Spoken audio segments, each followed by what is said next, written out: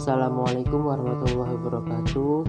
Perkenalkan, kami dari kelompok 2 shift C akan menjelaskan tentang aktivitas enzim.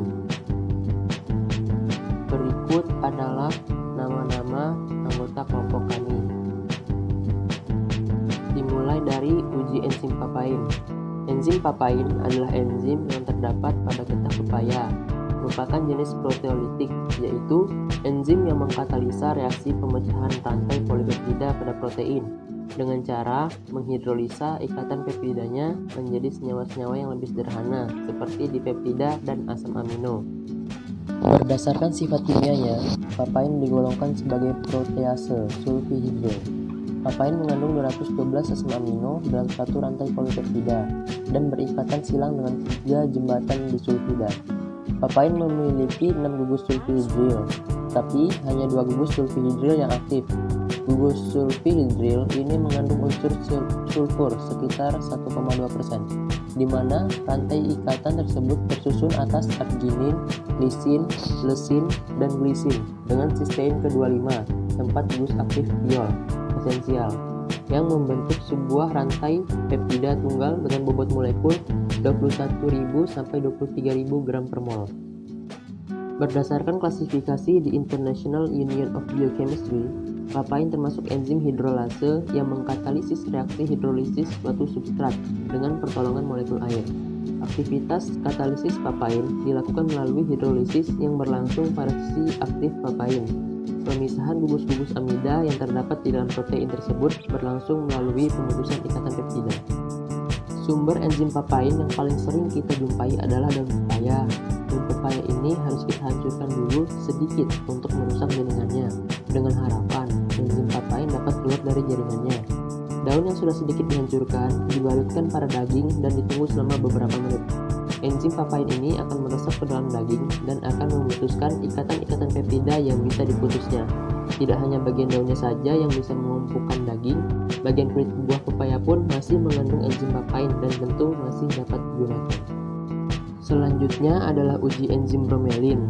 Bromelin merupakan enzim pencerna protein atau dapat disebut juga enzim proteolitik yang dapat mempercepat reaksi hidrolisis dari protein.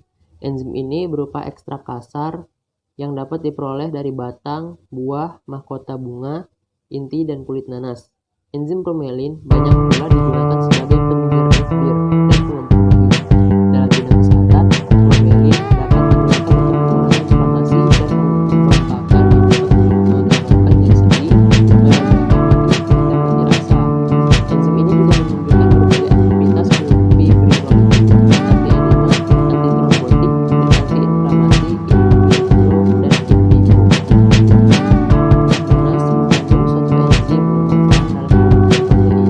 enzim proteolitik yang terkandung dalam nanas disebut enzim bromelin yang mempunyai kemampuan membaca protein 1000 kali beratnya. Kemampuan dalam membaca protein pada enzim bromelin bisa menghambat pertumbuhan bakteri karena salah satu penyusun membran sel bakteri adalah protein. Menurut Romana, mekanisme kerja enzim bromelin adalah mengubah atau merusak struktur di sel bakteri yang mengandung protein. Bromelin akan memecah dan mendenaturasi protein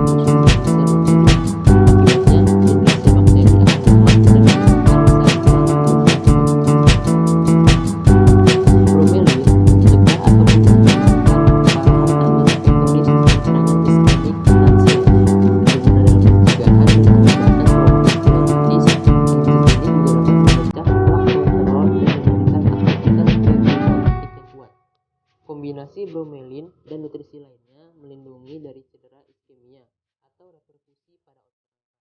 Penyakit kardiovaskular meliputi gangguan pembuluh darah dan jantung, penyakit jantung koroner, penyakit arteri perifer, penyakit jantung reumatik, gagal jantung, dan penyakit jantung bawaan.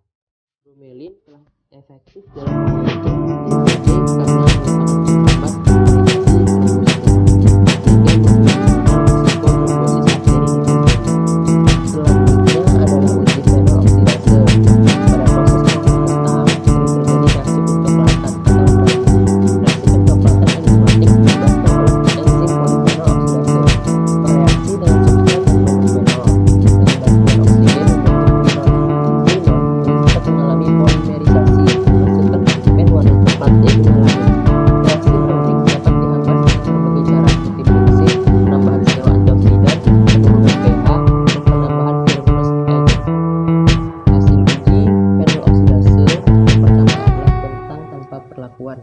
itu, sampel kentang tanpa perlakuan yang dibiarkan dalam udara terbuka mengalami reaksi pencoklatan yang lebih cepat di mana akan langsung kontak dengan oksigen. Kentang mengandung asam amino tirosin yang memiliki gugus propanol, berfungsi sebagai penyedap untuk terjadinya reaksi Browning enzimatik. Substrat asam amino tirosin diubah oleh enzim polimerifikasi dengan bantuan oksigen menghasilkan senyawa melamin yang memiliki gugus propanol. Kedua, kentang ditambah air. Sambal yang direndam dengan air menyebabkan warna menjadi tidak terlalu coklat apabila dibandingkan dengan sambal yang tidak diberi perlakuan. Hal ini dikarenakan perendaman dengan air membatasi kontak antara oksigen dengan jaringan. Selanjutnya adalah kentang ditambah air. Perendaman sampel dengan air hangat dapat menghambat reaksi pencoklatan lebih lama apabila dibandingkan dengan sampel air hangat hanya dapat mengakurasi enzim PPO sampai enzim PPO dapat diinaktivasi dengan pemberian air panas di suhu 90 derajat Celcius di mana hampir seluruh aktivitas berhasil hilang. Selanjutnya kentang ditambah bawang merah. Karena browning pada kentang akan berkurang pada penambahan zat anti-browning NaCl. Anti-browning NaCl berfungsi sebagai penyumbang enzim yang digunakan untuk pengemasan pada dinding sel. Dinding sel akan menjadi lebih stabil sehingga sulit terjadi kontak antara substrat fenol dengan enzim PPO yang berada pada vakuola kentang. Reaksi browning pada kentang dapat dihambat. Selanjutnya adalah kentang ditambah asam askorbat. Pemberian asam askorbat akan menghambat reaksi pencoklatan. Asam askorbat dapat bereaksi dengan oksigen sehingga menghambat enzim PPO pada reaksi browning. Selain itu, asam askorbat dapat mereduksi senyawa ubiquinon dan kembali menjadi senyawa melamin. Semakin besar kadar zat anti-browning yang digunakan, bukan untuk menurunkan absorbansi tetapi dalam aplikasi saling mempertahankan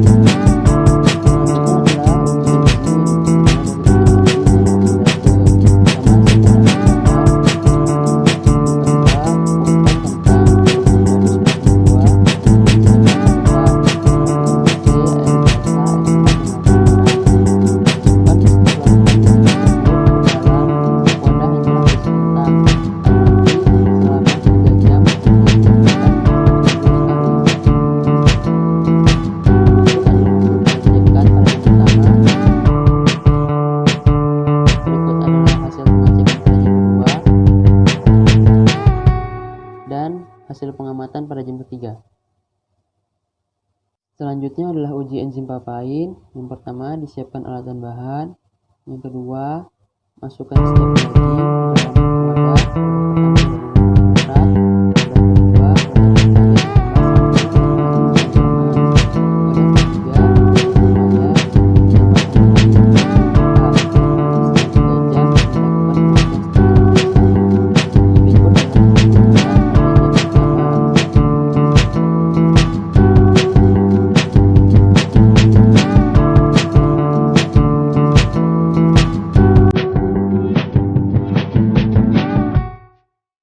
Dan berikut adalah hasil pengamatan pada jam kedua.